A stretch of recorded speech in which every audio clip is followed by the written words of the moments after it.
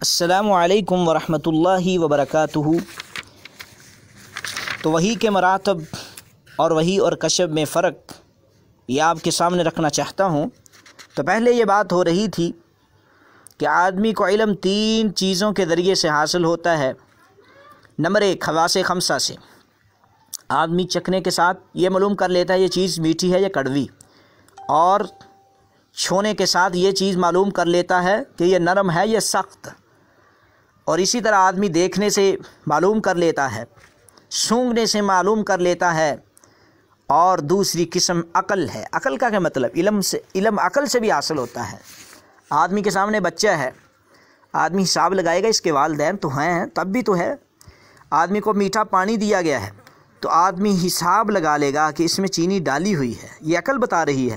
لیکن جو چیز نہ حواس خمسہ کے ذریعے معلوم ہو نہ عقل بتا سکتی ہو، وہ وحی کے ذریعے معلوم ہوتی ہے۔ کیا مطلب؟ کہ ہمیں اللہ نے کس لیے پیدا کیا ہے، نہ عقل بتا سکتی ہے، نہ یہ حواس خمسہ کے ذریعے، یہ وحی کے ذریعے۔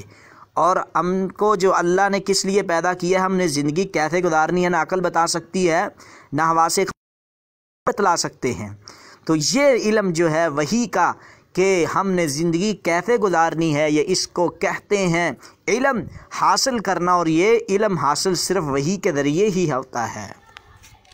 تو اسی لیے رسول اللہ صلی اللہ علیہ وسلم پر نزول وحی کے کچھ مراتب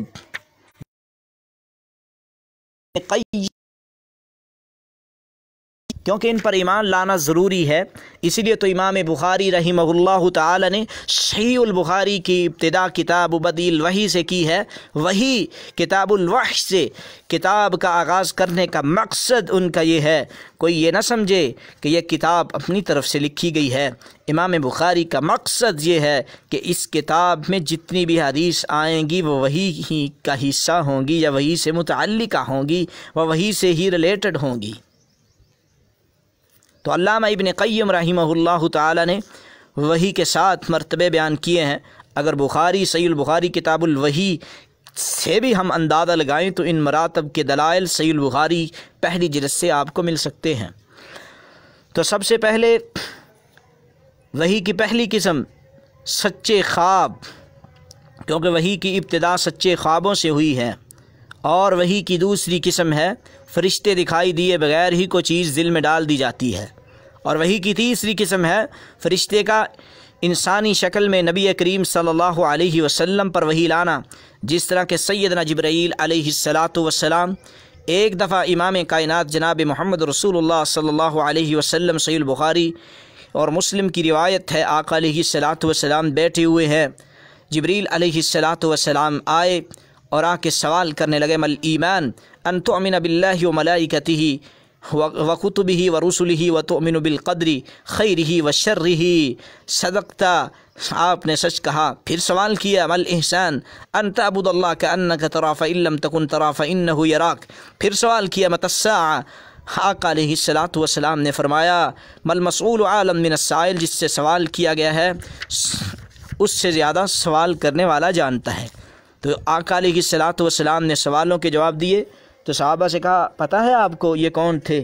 صحابہ اکرام علیہ السلام کہنے لگے، ہمیں نہیں پتہ۔ آقا نے فرمایا، آتاکم جبریل علیہ السلام یعلمکم دینکم، تمہارے پاس جبریل آئے تھے، تمہیں دین سکھلانے کے لیے آئے تھے۔ پتہ چلا کہ جبریل علیہ السلام انسانی شکل میں بھی رسول اللہ صلی اللہ علیہ وسلم پر وحی لے کر نازل ہوتے تھے۔ اور وحی کی 5ویں قسم ہے کہ فرشتے کا اصلی شکل میں رسول اللہ پر وحی لانا، اور اس طرح صرف 2 مرتبہ ہوا ہے۔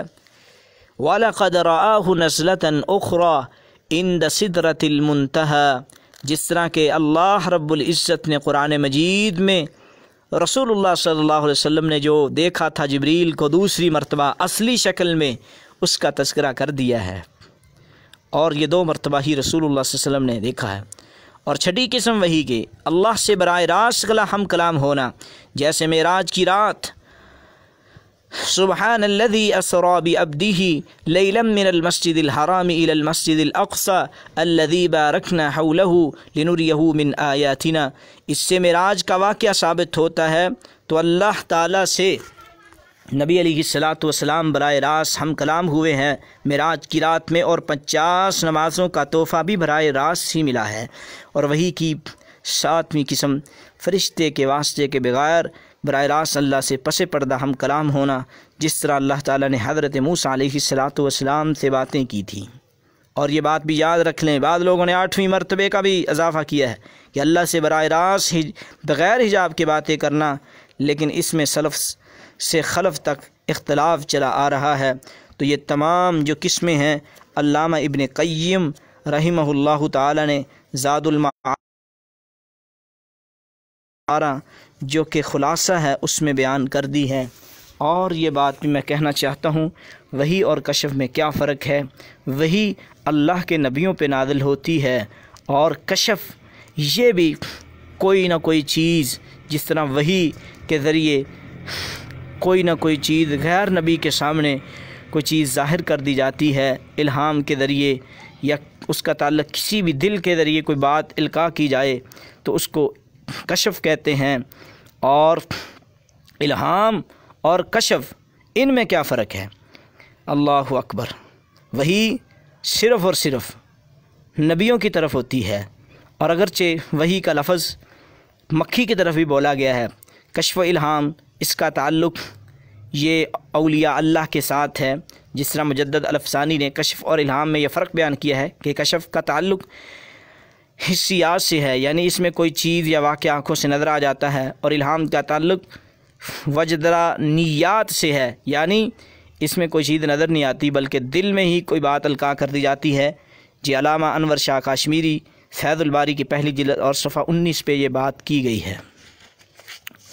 اور اسی طرح آخر میں یہی بتلاتا ہوں کہ وحی کی 2 قسمیں ہیں۔ ایک قسم وحی مطلوب ہے، لغوی معنی کیا ہوگا کہ